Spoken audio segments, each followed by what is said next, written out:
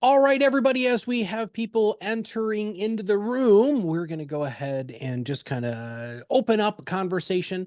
So, first off, we love this to be interactive. The more interactive this is, the more fun it is for absolutely everybody. So, either in the chat or in the questions and answers, what I would like for you to do is I'd like for you to tell us what is the last movie or something that you watched recently or a television show that you really loved. So, Jessica, I'm starting with you. So what is something that you've been watching lately that you just absolutely love? Yeah, thanks, Matt. I'm in the third and final season of Reservation Dogs. Please tell me in the chat if you've seen this show. I absolutely love it. And I'm going to be sad when I'm finished watching Mhm. it. I was just telling Matt, when I'm done this, I'm going to dive into the interviews. I'm going to read everything I can about this show and just learn more about it and really prolong the experience because it's just such a beautiful show. If you haven't seen it, it's about a group of four Indigenous teenagers in rural Oklahoma. And the main concept is that they're trying to get to California. They're trying to save up money to do it. They're trying to figure out, okay, physically, how are we getting there? And there's a very special and significant reason as to why they have those plans. And it's a heartbreaking show at times. It's a hilarious show. There's so much range and just an absolute work of art. Matt, I think you would like it too. I really do. Yeah, it's on our list. And so Ben Galloway said Traders 2, which I actually don't know what that is. I'm gonna have to look that up. Oh, Um, I just watched a new Netflix movie called Spaceman with Adam Sandler. And it's so not Adam Sandler as the way that we grew up. And Jessica and I were talking about this a little while ago that when you say Adam Sandler to most people, they think of Happy Gilmore, right? And yeah. a lot of those really funny movies. This was so serious and it was so emotionally charged. The premise of the movie is this is about a guy who's going out to look at this space anomaly on the other side of Jupiter, and it's him alone in space. But it is absolutely fascinating. It's brilliantly done and shot, and it just made me super happy. All right, well, so this is the Atomic Content webinar. I'm going to tell you something very quickly before we get rolling, which is I have done this presentation on my own. I just did it at a conference a couple of days ago, and everybody afterwards said, "Oh my God, Matt! Now I entirely understand what you do here at ProudMouth." So Jessica and I are very happy to go ahead and present this. Jessica, by the way, is our marketing editor and coordinator here at ProudMouth. She's been with us for quite a long time. She's done this for us and does this for us. So she's done this for clients and she also does this for Kirk and I. And with that, Jessica, I'm going to have you take it away. Yay. Hi, everybody. Welcome. Thank you so much for being here. Today, we're going to talk about time-saving ways that you can share your expertise more often and more easily without having to create something new every time, because that is hard. So with that, here's what we'll get into. We'll talk about what content multiplication is, why it's beneficial, how do you choose what you're going to multiply. We'll go through our 5-step atomic content method. And of course, we'll answer questions. We can answer them at the end, but if you have questions throughout, definitely, as Matt was saying, put them in the chat for us. Okay, let's get into it. What is content multiplication?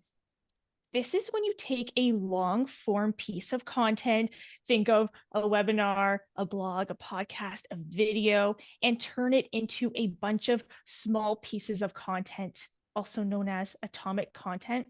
This long form content, it's high quality. It answers what's in it for me, for your audience. It solves a specific problem for them. It's authentic to you and it's full of your personality and it's something you're proud of. Ultimately, you're creating something you're really proud of.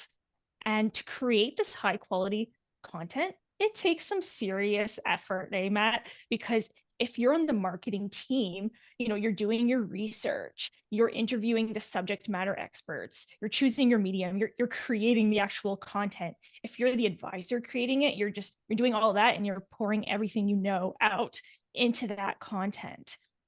So it demands a lot of effort. It's worthwhile, but we're such believers in content multiplication because it allows you to get the very most out of this high quality and high effort content. When you take this approach, suddenly you can have a consistent online presence without having to create this long form content every single time in order to do that. Okay. And here's an example of what you could do with even just a podcast episode. You could turn it into social media posts, you could turn it into a blog, emails. And the last 2 points here they're not really examples of short form content, but they're worth talking about because you're always going to be creating this high quality long form content. And what you create can inspire ideas for more. Maybe you do a podcast episode and think, oh my gosh, it would be so fun if this was interactive. Let's make it into a webinar. Or you're on your podcast interviewing divorce experts all year and you're like, wow, this needs to be, a white paper that people can read about and that my COIs can share out. So many ideas and possibilities here. Okay, and we're going to share 3 reasons why this approach is so beneficial. The first one, it gives you more exposure to your expertise because when you think about it, you're creating all these short form pieces of content that you could share out. It's like you're sprinkling your expertise everywhere. Suddenly you're able to do that. And you're also, by doing that, you're creating all these little arrows that point people to your long form content. When someone, say they watch a video you put out and they get something out of it, they're so much more likely to go check out, the full podcast, the full video. Matt, is there anything that you would add to that before I go on? Well, yeah, so our whole mission here is to take you, as these, kind of main street experts, and turn you into more of a mainstream authority, right? To make it so that you have the opportunity to stop being the best kept secret in your area, and by giving away, what we refer to as interesting but incomplete information is absolutely fantastic because then, since it is interesting but incomplete, they do want to take the next step with you. And Jessica, one of the things that I had brought up in the presentation that I just did a couple of days ago was I asked the audience, how many touches do you have to have before somebody will click on your content? And, some people said 5, some people said 7. It's actually 20 now. You have to be out there in an ever-present, omnipresent way so that what happens is when people are in that platform, they're going to be able to receive this brilliance, your expertise, and then hopefully act on it. Yeah, and that really ties into the second benefit, which is audience focused, because now you're sharing little bits of content on the platforms where your audience hangs out. It's easy for them to consume it. And I know that some people worry about repetition. They think, oh my gosh, well, I already, I published the podcast and now I'm talking about it on social media. Now I'm sharing clips from the podcast on social media. Haven't people already heard it? Haven't they had enough? I'm like, no.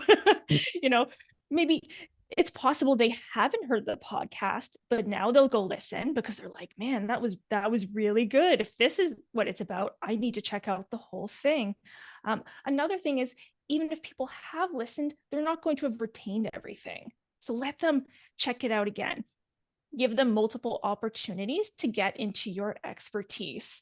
And I know for me, Matt, I use LinkedIn a lot and I love repetition. I'll actually notice when someone has posted again. I follow a lot of people who talk about content marketing and copywriting because those are skills that I'm really working on developing. And you don't develop those skills in a day. So, I'll see the same post by someone 6 months later and I'll recognize that. And I'm like, ooh, yes, I need to read this again. Oh, that was so helpful. And sometimes it's just a reminder. And then other times I see that post a little bit differently, or I get something out of it just because I'm in a different place in my life. And it's the same with your audience. They're going to be in a different stage in their life where maybe that content wasn't relevant to them at the time, didn't impact them the same way, but now they're going to enjoy it differently. So it's And, really and considerate. and we've got Yeah. so many stories about that, Jessica. So I'm going to digress for a moment and Yeah. tell an actual client story. The client had been podcasting with us for quite a while, and before they were podcasting with us, they were doing educational workshops. And this woman had actually been to an educational workshop maybe 5 or 6 years before this specific situation happened. And the educational workshop was actually about estate planning and setting up trusts and wills and all of those sorts of stuff. And then, 6 years later, he's doing an episode talking about exactly the same thing. And the woman called up and said, I've been following you for 6 years. I wasn't ready for the estate planning stuff, but here's what happened in my life. And thank you very much for reminding me. There's the power. You reminded me again of why this is so important. So you guys all didn't learn how to be a financial services professional in one go, right? You studied and studied and failed and studied and studied and still studying. You have to do the same thing with your content. Get it out there, get it out there, get your message out there over and over and over again. And once you get really good at it, then you can sprinkle in your brand messaging and all of this stuff so that you're reinforcing what you really want them to know. Yeah. All right. Love that. Let's go to the third benefit, which is maximizing new and existing content. I'll talk about the new for a second. So far we're talking a lot about long form content, almost talking as though you already have these things in the works. You already have a podcast, a blog, a video, and that might not be the case, and that's okay. What this perspective allows you to do is think about what you might create and how you could get the very most out of it, so you're not just publishing it and abandoning it. Yeah, that's what they do. I'm sorry. They publish it and they abandon it. All right. So let's talk about existing content. And in fact, Jessica, this was one of the big epiphanies that the audience had at the conference I was just speaking at, was so many of them do educational workshops, and they do multiple workshops. And some of them are 30 minutes, some of them are 90 minutes long. And I just like, you did a 90-minute workshop. First off, that's like an ebook right there, right? Secondly, it's Right. at least a white paper, if not 5 to 10 podcast episodes. And you should have seen, it was like these little light bulbs just started turning on above everybody's head. They were like, oh my God, I never thought about that. And I said the same thing. And I actually stole this from you. You did so much, you worked so hard on this content. Why are you just letting it lay fallow instead of using it over and over again? Guys, it's just so powerful. Anything that you've done, some of you out there have already written books, and then you're like, well, Matt, nobody bought the book. Okay. How often did you talk about the book, right? How can you take pieces of that book and create more and more content? And we're going to really show you, Jessica's going to walk you through the 5-step model on how to take any existing content and turn it into something even more. Yeah, and just to add to that, I think sometimes with our existing content, it's like we just need to open the gates a little bit and let people actually experience it. So a white paper, if you're not getting a lot of downloads on it, but you've put a lot of work into it, and not just that you've put a lot of work, it's written for your audience. It's really, really well done. Why not pull out some bullet points, pull out some paragraphs, put it on social media, create an email series where you're dripping it to people and allow them to actually experience it and see that it's a cool and conversational white paper that really applies to them. Okay. Now we're going to talk about, how do you choose what to multiply? Matt, I know you have a lot to say on this, loving what you already have. Yeah, I think I'm just going to reinforce everything that I Yeah. said, but we gave you the examples, but how I want you to look at all of this is just a little bit differently. And Jessica said this already, that you should be proud of your content. What content that have you created that you loved, or that you put so much work into that you have a strong emotional attachment to it? That Right. is atomic content. That is exactly the foundation of everything that we want you to build off of. Because again, if you wrote a white paper, if you've done podcasts, if you've done webinars, you put a lot of time and practice into all of those.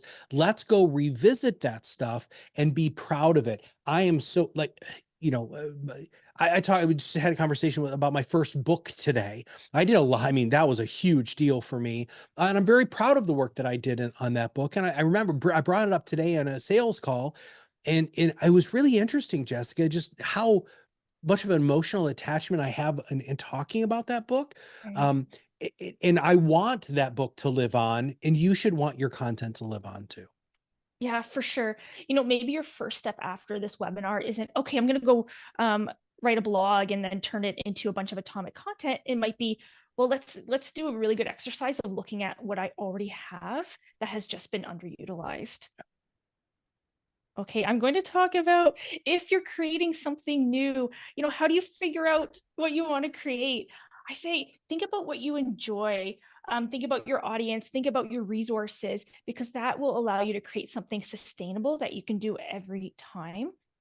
And when it comes to enjoyment, think about think about what you used to do, what you used to enjoy as a child, what creative exercises, or we didn't think of them as exercises. We just played, right? Did you enjoy writing stories? Did you pretend to have a talk show? Matt, I could like imagine you doing that. you know, there's something to that. My sister and I, when we were, I don't know, I think we were 6, we used to pretend that we were running a TV network, a kids TV network, and we had this whole on paper, like the time slots, and we'd be figuring out how to fill them with shows. And then we'd be actually creating, like storyboarding the shows themselves. And, now I create content as an adult. I create content and I co-produce a podcast. So sometimes there's something about what are the things we used to love as kids and about revisiting that. Okay, let us move on. Oh, okay. We're already here getting Woohoo! into, yeah, I know, the 5-step atomic content method. Okay, we'll show you how it's done. Now, we are going to look at an example. This is one of our clients of our managed influence acceleration service, Marsha Miller. She is absolutely wonderful. She started a podcast with our team back in October, and it's all about helping veterinarians manage their personal finances, navigate, manage. And she talks to graduates, she talks to seasoned professionals. It's really a great resource for her niche. And we are going to look at the first episode of her podcast, actually, from an atomization perspective. So keep Marsha in mind here as we go into the first step, which is finding the gold. I absolutely love this step. You're looking for gold from your long form content. And this is a moment that you really want to zoom in on for your audience. Think about 2 things right off the bat, which is what would give people an immediate payoff where they're watching. I always use a video as an example, but say they're watching a video clip and they're like, wow, I'm already learning from Jane, or oh my gosh, that really gave me something to think about. So number 1, immediate payoff. And number 2, what is going to create an arrow over to your long form content so they feel really motivated to check out your content in its entirety, where they can get to know you in more depth and they can hear your call to action. Okay. Now, this is a formula. Matt, you developed this. It's called the perfect content formula. Our clients use this to create really great, compelling podcast content. And you can use this formula for so many things, one of them being figuring out what gold to extract. Something I really like about having just a formula in general, especially this one, is it gives you a little bit of like a checklist, Matt, some objectivity. Yes. It's so easy, for a lot of us, we're really self-critical, or we're just really new at creating content, and we're not really sure if the gold is gold, or, we're like, was it good? I don't know. So with this, you can kind of just go through it as a checklist and look for these categories and try to put that judgment aside a little bit. Look for that education. Maybe you were sharing tips. Maybe you shared a metaphor or analogy where people are going to go, oh my God, now I get it. Now I finally get it. Like there's so much value in giving people that. And then there's entertainment. Some of our clients, okay, actually, I'll back up a little bit. Entertainment. Think about being part of a larger conversation. Think about what people are really into right now. We had one client do an episode about what we could learn about retirement planning from Taylor Swift. And then that's one example. And then there was one about the dangers of girl math, right? That recent trend on TikTok. So those entire episodes are going to have some entertainment value because they're really relevant and current. But when you're looking for gold to extract, look at really creative moments from that episode. So for the Taylor Swift one, maybe you're going through song lyrics and kind of decoding them or seeing them through the lens of financial planning. Or for the girl math one, maybe you're giving examples of just, the leaps that people make to justify Mm. spending, because that's what's, behind the girl math. And it is like, it could be kind of funny. So I think Mhm. that would have great entertainment value.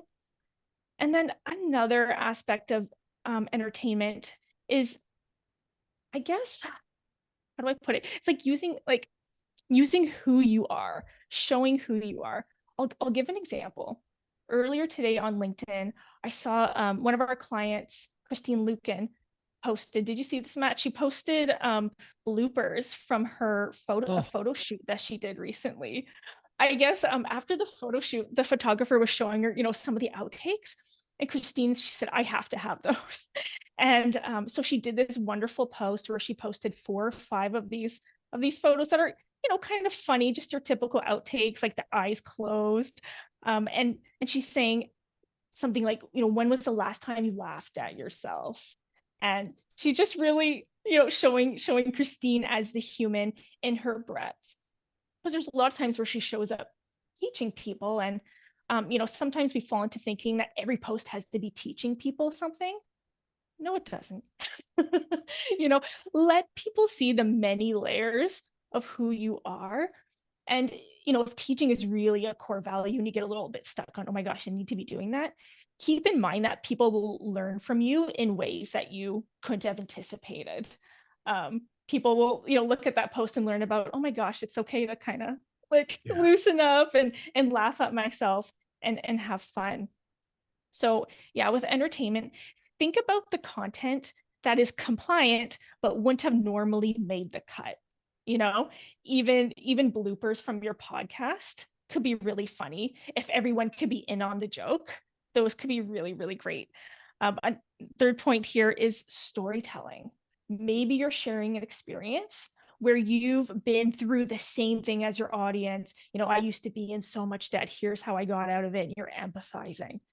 Matt, were you going to say something? I'm so, Yeah. sorry. You just keep No, saying no, the word go. bloopers, and I'm starting to get really nervous because I shoot so much video here, and I leave the bloopers in. I'm really nervous that there's going to be a blooper roll of Matt. Luckily, I swear in most of them, so we probably can't use those. So there's two things that you said there that really just flow into everything else, and I'm just going to interject here. Storytelling and entertainment can also really go hand in hand. The story can be the entertaining component of your podcast. And a good story is really what we've been doing really since the dawn of time when we were sitting around as cave people, eating not really cooked meat around a fire. We were telling stories. And especially if you do tell a good story, people see themselves in that story. And then the call to action is going to be even more important. But I love the fact that Jessica just said, not all of your posts need to be educational. Not all of your posts need to have a call to action either. That zero click content is so vitally important. And people actually, it's like you're depositing into the karmic well of goodness. Here's just free stuff. Here's just free stuff. Because then when you ask for them with all of the arrows that Jessica's been talking about, when you actually do ask them to do something, we know that they're more probable to click on something if there has been more zero click action. In fact, I'm going to tell you a quick story.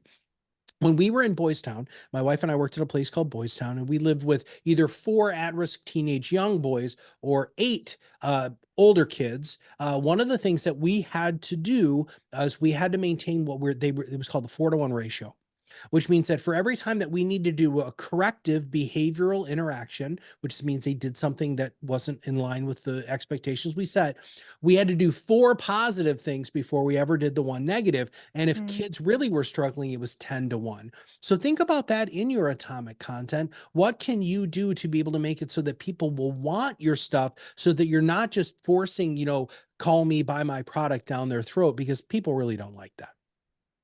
Yes, well said. Thank you, Matt. All right, moving on. Okay, let's get into Marsha's content here and talk about how to atomize it.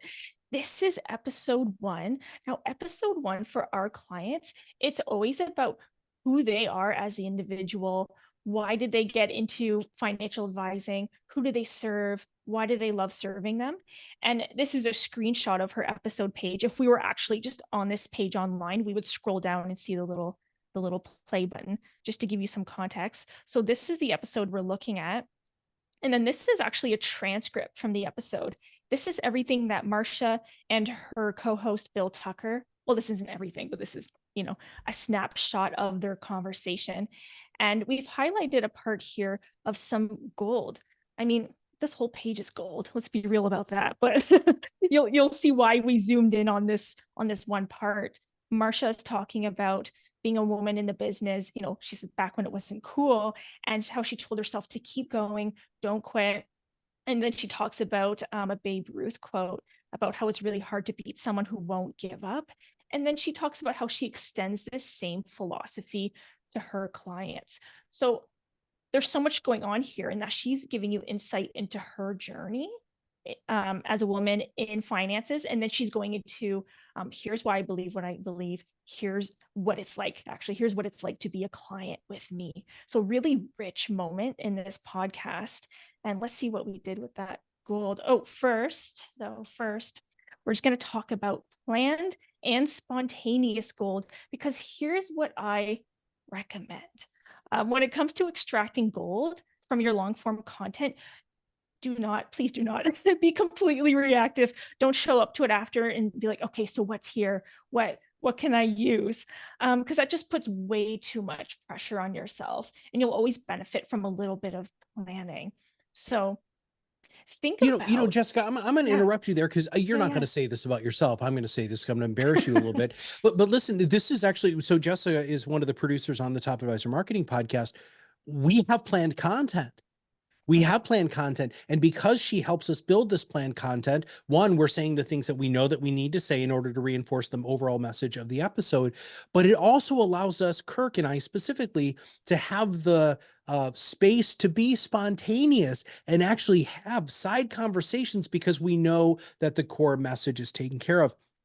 So please, please go ahead, create 3 to 5 talking points in your longer form content, sometimes even up to 10, and that pre-planning is just going to make this gold pop from the page. Yeah, that's such a good point, because when you plan, you take, like I was saying earlier, you take some pressure off, or else there's too much thinking to do when you're trying to put on a show. You're like, okay, what's my story? How am I presenting the tips? Like, that's way too much. I mean, I couldn't handle that. That's way too much to be thinking of when you're trying to create quality content. And like you said, getting that core messaging in, maybe there's some statements that really resonate with your clients, or they need to hear it. And you want to make sure that it gets into your content so you could then turn it into a video. You're going to plan that ahead of time. I was thinking in Marcia's case in particular, if you have a really great niche like veterinarians, you might say, okay, actually, I want to have a video to send in an email, put on social media, of why I work with veterinarians. Why Mhm. are these my people? So she might, when she's outlining her podcast, she might plan to talk about that, but talk about maybe the most important points in the span of a minute. So it's really easy then to flip that into a video. So that's, yeah, planned all the way, but also spontaneous, right, Matt? It's an and. Did you want to jump into that? Well, I think the spontaneous stuff is it's so much easier, as I said, to be able to do it with the planned content before. But a lot of times, the goal is going to be something that it gives you elicits an emotional response, Mm-hmm. right? And so the quote that we're using here to show you the atomic content method really resonates with Marcia. And if you hear the episode, her voice changes when she Right. brings this story up. And so when you're listening back to your content, when you're reading back your content, when you're watching your content, pay attention to those micro expressions, those feelings that you get from reading a line, because if it elicits an emotional response for you, that's gold. That's gold. Take it to the bank all day long. Yeah, and people like to hear that in your voice. As an audience, people like to see that. A major reason people watch podcasting on video actually is to see people's reactions. So just something to keep in mind, not to shy away from that, or try to harness it, but allow yourself to be animated. That's where the gold is. Okay, step number 2, we're going to create more gold.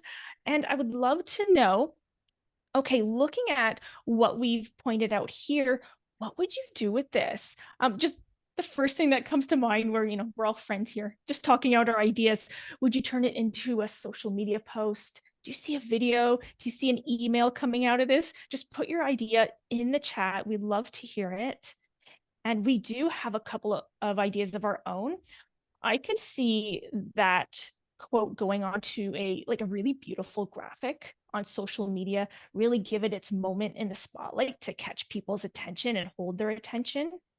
You could also feature it in an email. So maybe Marcia writes an email all about why she does what she does, her journey, really getting to know me and my values sort of email. And then if she wants to, she could use that quote graphic in there as well. And then the next one on the list is a very different kind of email. This would be all about earning the click. You're trying to get people over to a page, like you saw earlier, to play the episode. So for the promo, you could give people just a quick preview of what they're going to hear about. You can insert that quote. You could use the graphic and really drive them over to listen to the full episode. And then last here, of course, I love this. You could always, use the quote as inspiration to include in a white paper or blog or webinar. Okay. Now you can see here what our team created. This is like, so, behind the scenes, this is a Google document of the copy that we send the client. They review it, they send it to compliance. So what you're looking at are posts for LinkedIn, Instagram, and X. And then at the bottom, there's just the gold there for reference. So that's the copy. And then kind of starting to bring it together, here's a screenshot from Canva. This is the quote put onto a graphic. And something I really like about Canva is that you can have these templates. Like Matt here, you can see that we're on page 10, of this quote template. So you can create something that has your podcast logo, your colors, and people start to recognize it on social media. And you can mix it up and have a few different templates that people recognize. Another really cool feature that Canva has is they have a photo editor. So you could actually put a photo of yourself, like a cool headshot, on this graphic, and you can remove the background. So it's just like your headshot and then, a quote maybe over your shoulder. I know some people don't like sharing photos of themselves. So many of us are like that. But the thing is, as humans, like, we love to see a human face. We're really drawn to that, and it helps us build trust. So that's just a great option in general. And especially if you're not doing video yet, or you're not posting photos of yourself on your own, it's just a good way to get your face out there. Okay, so that is the Canva graphic. And then step 3 is we are going to share the gold. So let's see it all come together here in a LinkedIn post. We have our copy, we have our gold displayed in the graphic. And a big part of this step about share the gold is share. The word share is do not hold it back. It's so easy to do that if we have, perfectionist tendencies. Put it out there, and putting it out there, it's so easy to say that, but my experience is that it gets a little easier to allow yourself to do that if you're in the mindset that you're going to repeat the content in the future. We put so much pressure on ourselves, Matt, if we believe, okay, I have one shot to share this, I hope it's good. It's like, no, you're going to share this multiple times, and this is but one of many iterations, and you can improve upon it if you want to in the future. Okay, now we are going to interact with the gold. Matt, please take this away. I know you're passionate. Yeah, I'm a little bit passionate about this component. So when I wrote the book that I was referring to earlier, which is the Social Media Handbook for Financial Advisors, one of the things that I talk about at great length in the book is the fact that it's social media for a reason. It has to be social. What most of you guys are doing is you're just yelling into the void, and actually the algorithm knows this. If you're just constantly posting and nobody's liking, sharing, or commenting, but more importantly, you're not interacting with the posts, you don't exist. And I love this so much. This is such a perfect example of how easy it is to do something that we call fan maintenance here, right? So Stephanie, she's a veterinarian, so it's like, this is Marsha's ideal client, and Marsha just says, "We got this." she's not promising anything. She's not saying, give me my office a call to set up a free consultation. And then Stephanie responds back. Look, guys, this is so vitally important. So many of you are just screaming into the void. Stop doing that. You have to interact, and you can interact in a compliant manner, and it works very, very well. Yeah, I love that. It's like thinking of the post as a start to a conversation. It's not the monologue, it's the beginning of something. And something I really like is, or really advocate for too, is co-creating with your audience.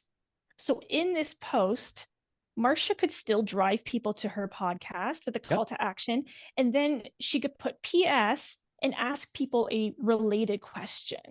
When you're asking questions in a post, you want to be specific and you want to make it easy for people to answer. Just keeping in mind, people won't, sit there for too long in most cases trying to answer the question or trying to figure it out. It has to be something that can easily come to mind.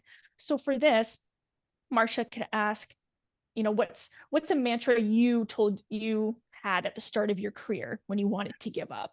Something very specific like that. And when people respond, she could then turn that into a whole other post where she's listing all these mantras and tagging people. Let me tell you, people love that. Matt, I think it was a few weeks ago, you did a post kind of that idea where you shared 3 social media ideas Mhm. for advisors and you asked, what's your number 4?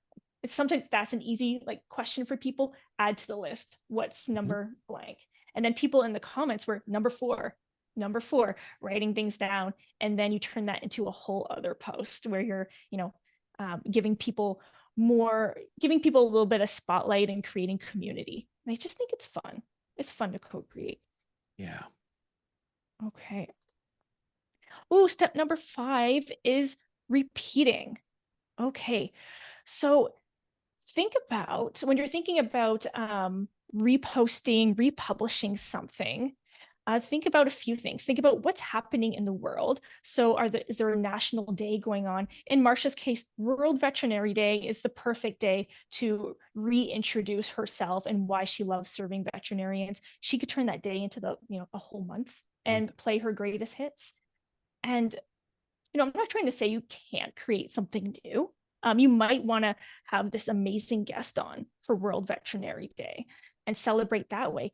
But you could also repost old like content to extend that campaign and just add even more depth to it for your audience. Going with that Babe Ruth quote, you could, tie in baseball season.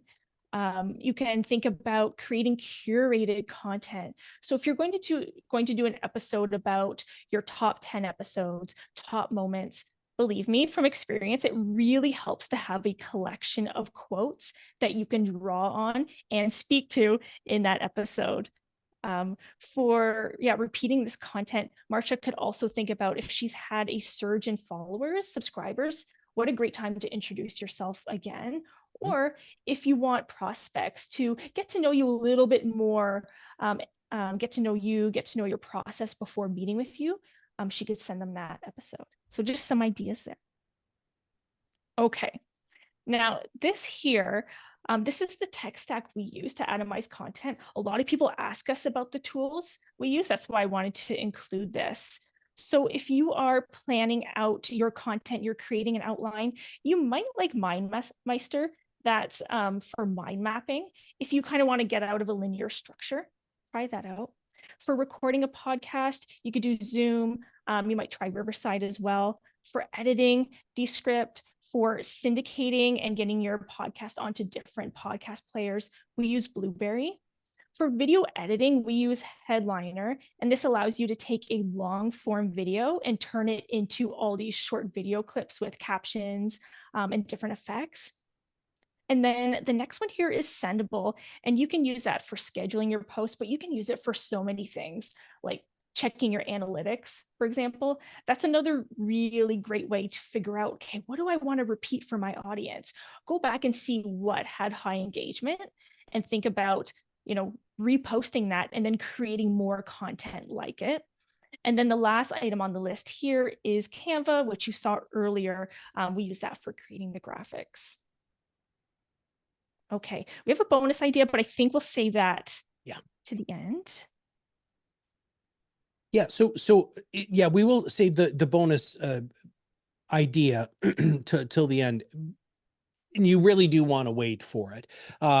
Jessica actually already highlighted something that you can do with this gold, and the bonus idea is actually going to be about what else you can do with the gold. But anyway, so here's the deal. We just want to make sure that you all understand that you can entirely do this on your own, right? You can do everything that we have been talking about today. All of those tools that Jessica just outlined are all part of our PodRocket Influence Academy. And so here's the deal. This is something that we've worked on for really a long time to create a magnificent educational resource for all of you so that you can truly do this yourself. No matter if you're an advisor, single advisor in your office, or if you're an advisor who has a huge team, the PodRocket Influence Academy is a great way to maintain the control over everything and keep things in-house. We cover everything from SEO to websites to blogs to everything. It's all sorts of stuff there. And so please scan the QR code. You can sign up for free now, but I'm going to tell you it's not going to be free for much longer. And so this is something that you want to get your foot in the door. It's super easy to do. Just scan this QR code. All you have to do is you just put your email address in, and then you get a password prompt, and you can go ahead and start taking the beginner courses as quickly as you want. Now, the second thing is you can outsource it to us. So Jessica started in our organization as the person who is now called a client success coordinator here. She's the one who did all of this content atomization for our clients when she first started. We have an unbelievable team of professional writers, graphic designers, SEO people, people who understand the algorithms, all of these things. This is what you get when you outsource everything to us. I jokingly say you need to show up. You need to know what you're going to talk about. You do the show, you drop the mic, we do the rest until you get it approved. Then we post for you. And there, even more importantly, then all you have to do is that fan maintenance, which means that you have to interact with the gold. And if you want to know more about this, hey, listen, I would love to chat with you. This is a link directly to my calendar. You're more than welcome to scan this QR code. Get anywhere from 35 to 40 or 30 to 45 minutes with me. I'm more than happy to walk you through in detail what our managed influence acceleration service can do for you. I've had 2 calls today of people who saw this presentation and they were like, oh my God, I finally understand exactly what ProudMouth can do for me. And if you want to know more, please go ahead and click there. All right, Jessica. So do you want to take the bonus idea this time, or do you want me to take it? I'll take it, and then you can add to it Okay, beautiful. if it sparks something. Okay, my idea is for creating content, even if you're not ready to do video or create graphics. Here's what you're going to do. Go through your content, whether it's a transcript or a blog, and pull out the top takeaways. Think about where you're sharing a great tip, a unique perspective, anything that's not Googleable. That's really your expertise, and put that into a list. I'm thinking about this would be a social media post, but it could also be an email. And this is this is the zero-click content that Matt was talking about earlier, where it's self-contained. You're giving people pure value right there where they are online without them having to go somewhere else. So introduce the problem that your content solves.